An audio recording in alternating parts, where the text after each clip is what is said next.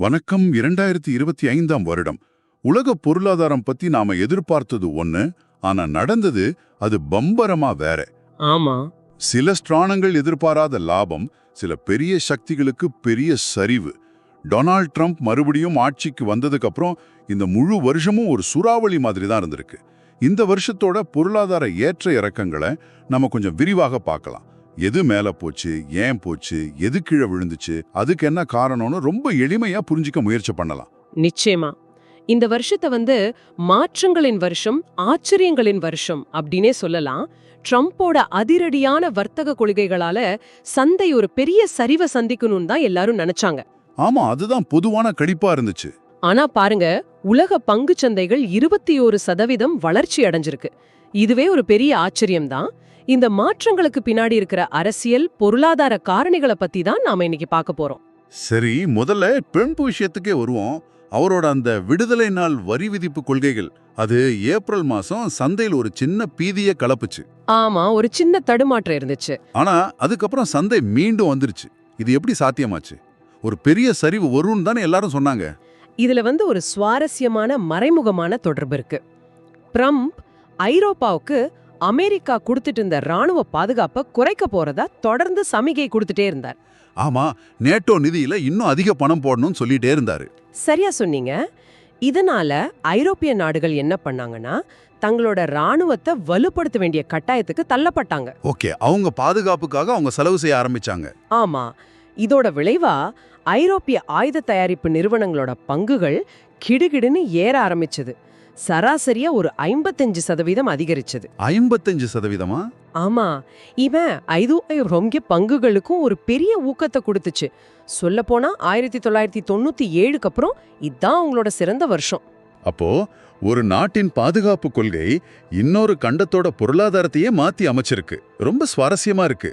ஆமா, ஒரு சங்கிலி தொடர் விளைவு மாதிரி. சரி, இந்த வருஷத்தோட உண்மையான கதாநாயகன் யாருன்னு கேட்டா அது தங்கம்தான்.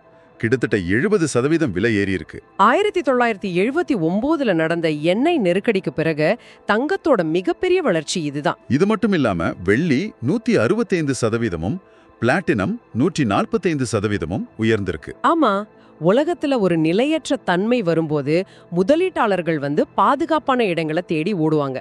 அதுல தங்கம் எப்போதுமே முதலிடம்தான். ஒரு பாதுகாப்பான புகலிடம். ஆமா, ட்ரம்போட கணிக்க முடியாத கொள்கைகள், வர்த்தக போர், அப்புறம் அமெரிக்காவோட கடன் சுமை பெருகிறது, இதெல்லாம் சேர்ந்துதான் மக்களை தங்கம் பக்கம் திரும்ப வச்சது. தங்கம் மட்டும் இல்ல, சில நாடுகள் கூட பெரிய லாபம் பார்த்திருக்கு. தென்கொரிய பங்குச் சந்தை 70% உயர்ந்திருக்கு. ஆமா. அப்புறம் வட்டி கட்ட முடியாத வெனிசுலா பத்திரங்கள்ல முதலீடு செஞ்சவங்களுக்கு 100% லாபம் கிடைச்சிருக்கு. இதுதான் சந்தையோட விசித்திரம். அதிக ரிஸ்க் இருக்கிற இடத்துல அதிக லாபமும் இருக்கும். ஆனா இதுல அர்ஜென்டினா கதை இன்னும் ஒருபடி மேல. சொல்லுங்க, கேட்கலாம். அர்ஜென்டினா அதிபர் மிலே ஒரு பிராந்திய தேர்தல்ல தோத்துட்டார்.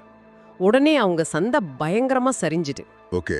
ஆனா சில வாரங்கள்ல ட்ரம்ப் கிட்ட இருந்து $20 பில்லியன் உதவி கிடைக்கும்னு ஒரு வாக்குறுதி வருது. திடீர்னு ஒரு உதவி வாக்குறுதியா?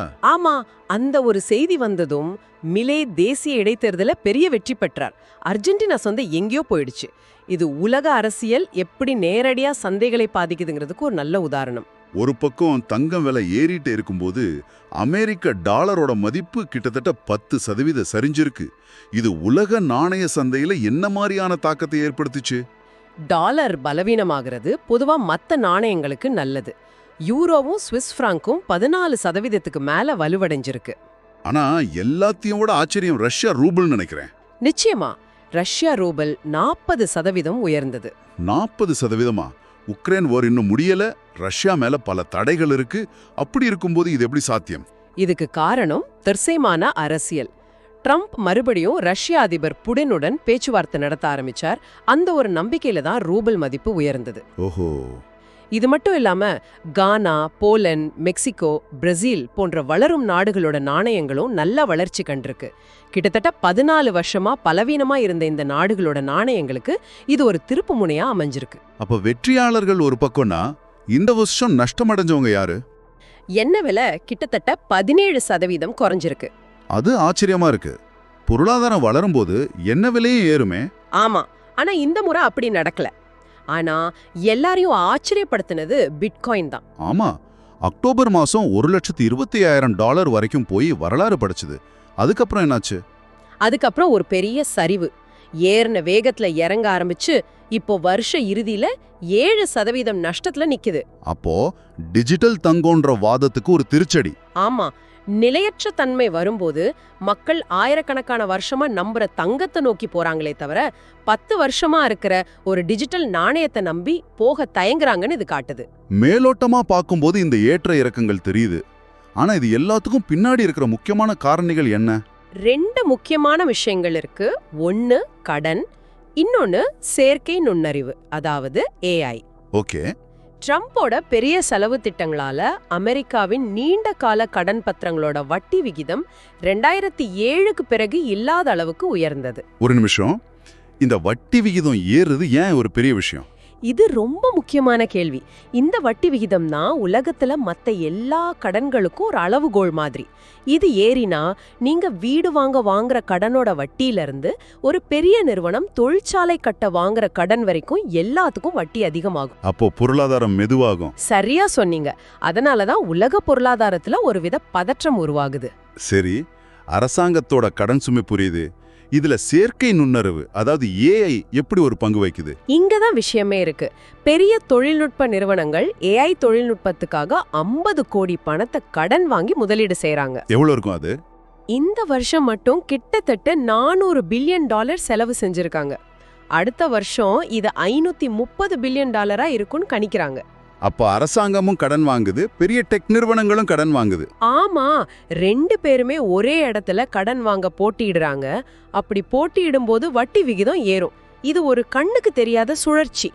அப்ப AIக்காக வாங்குற கடன் ஒட்டுமொத்த உலகத்தோட வட்டி விகிதத்தையும் மறைமுகமா ஏத்துது. ஆமா, அந்த பிரம்மாண்டமான முதலீடும் கடன் வாங்குதலும் உலகளாவிய கடன் சுமையில ஒரு முக்கிய பங்கு வகிக்குது. 2025 வருஷமே இவ்வளவு திருப்பங்களோட இருந்தா வரப்போற 2026 எப்படி இருக்க போகுதுன்னு நினைச்சாலே ஒரு வித பதற்றம் வருது. நிச்சயமா. அடுத்த வருஷம் இன்னும் முக்கியமான நிகழ்வுகள் நடக்க இருக்கு. அமெரிக்காவில இடைத்தேர்தல் வரப்போகுது. அது ட்ரம்போட செல்வாக்க சோதிக்க போகுது. ஆமா, அதைவிட முக்கியமா ட்ரம்ப் அமெரிக்க மத்திய வங்கிக்கு புதிய தலைவரை நியமிக்க போறார். அது வங்கியோட சுதந்திரத்தையே கேள்விக்குள்ளாக்கலாம். உலக அளவுல இஸ்ரேல், ஹங்கேரி, பிரேசில் போன்ற நாடுகள்ல முக்கியமான தேர்தல்கள் இருக்கு. உக்ரைன் போர், காசா போர் நிறுத்தம் போன்ற பிரச்சனைகளும் தொடர்ந்துட்டே இருக்கு. அப்போ முதலீட்டாளர்கள் எதை நோக்கி போகணும்னு நினைக்கிறீங்க? இப்போ சந்தைகள் ஒரு விசித்திரமான கட்டத்துல இருக்கு. தலைவர்கள் மக்களுக்கு வரிச்சலுகைகள் அல்லது ஊக்கத்தொகை கொடுக்க காரணங்களை தேடிட்டு இருக்காங்க. இந்த சுலப பண கொள்கையோட எல்லையை நம்ம தொட்டுட்டோமோன்னு ஒரு சந்தேகம் இருக்கு. அப்போ இந்த மாற்றங்கள் எல்லாம் ஒரு அறிகுறியா? கடன் பத்திரங்கள்ல வர மாற்றம், பிட்காயினோட திடீர் சரிவு, தங்கத்தோட தொடர் ஏற்றம், இதெல்லாமே அந்த விரிசல்களோட அறிகுறிகளா இருக்கலாம். நீங்க இதை எப்படி பாக்குறீங்க? இவ்ளோ நிலையற்ற தன்மை இருக்கும்போது பணம் அதோட உண்மையான பாதுகாப்பான இடத்தை தேடி போகுதா, அல்லது இது ஒரு பெரிய புயலுக்கு முன்னாடி இருக்கிற அமைதியா? யோசிச்சு பாருங்க.